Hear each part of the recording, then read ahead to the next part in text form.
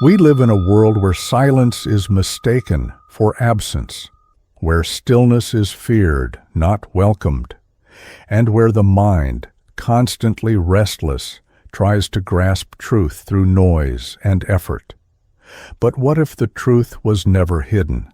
What if it was only veiled by our own movement, not of the body, but of the mind? Nisargadatta Maharaj, with piercing clarity, offers no complex paths or rituals, just a mirror.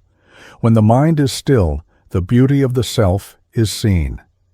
This is not poetry. This is not metaphor. It is an invitation to experience something radically simple.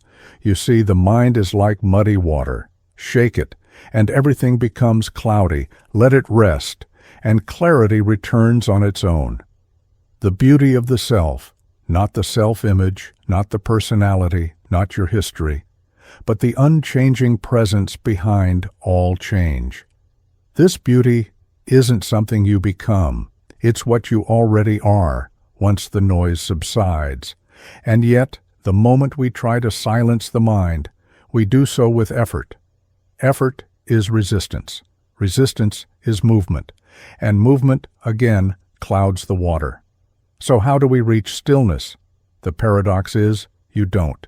You stop reaching. You simply notice. You let go of control and allow silence to bloom, not as an achievement, but as what naturally arises when you're no longer interfering.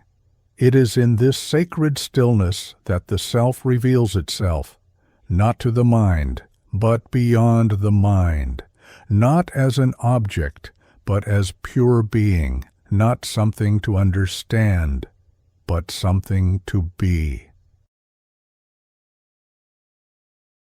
The beauty Nisargadatta speaks of is not the kind the eyes can see. It's not in your reflection or how others perceive you.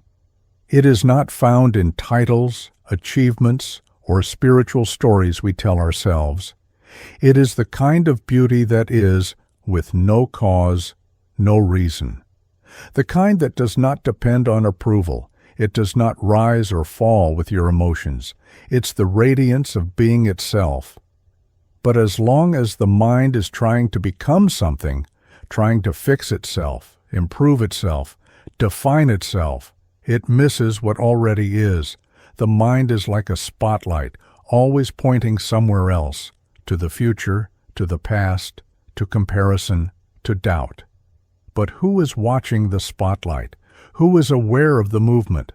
When you stop trying to reach silence and simply notice the noise, something deeper begins to emerge, not from effort, but from presence, not from force, but from allowing. This is not a technique. It is not a method. It's a return to the ground of being. And when the mind becomes still, not suppressed, not forced, but truly still, like a lake with no ripples, a recognition dawns. You are not the mind. You are not the one thinking. You are the space in which thinking appears and disappears. And in this space, vast, open, silent, the beauty of the self shines like the sun behind thin clouds, not arriving, but always there.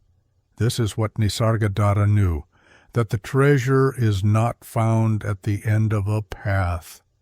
It is what allows the path to be seen at all. The stillness of the mind is not something to be achieved. It is something to be recognized. It is already here, beneath every thought, every emotion, every sensation.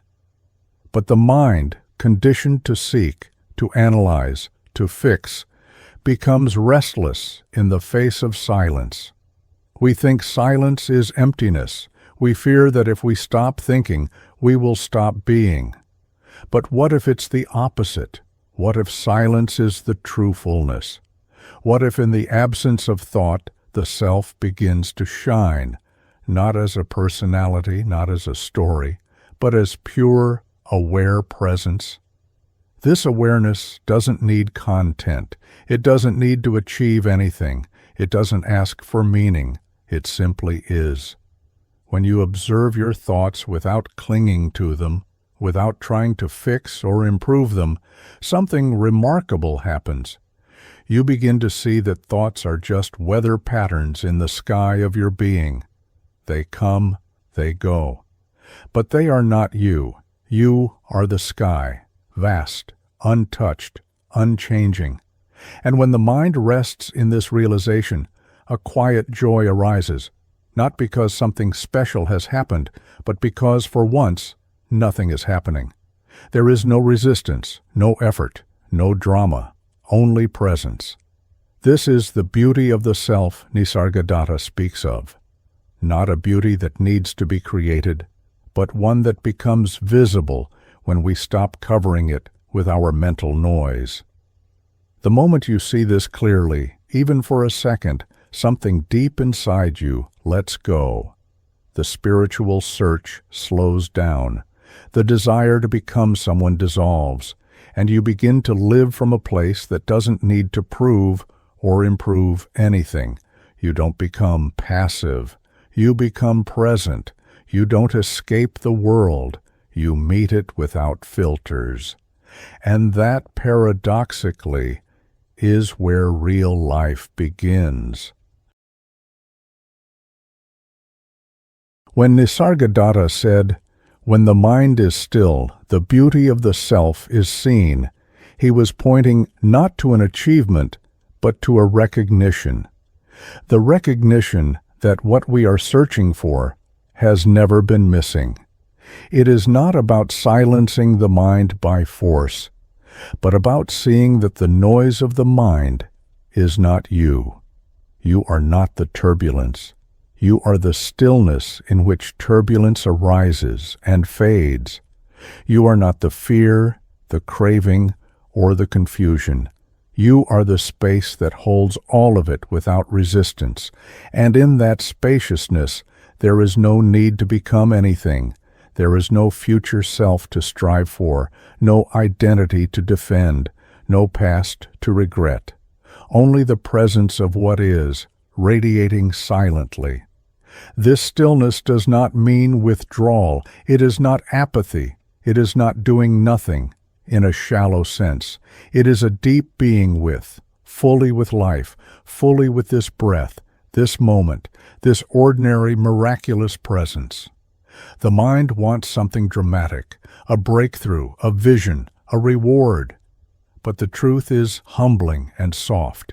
When the mind is still, the sacred reveals itself in the most simple things.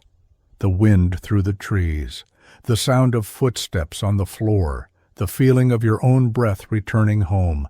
No fireworks, no spiritual badge, just a quiet knowing.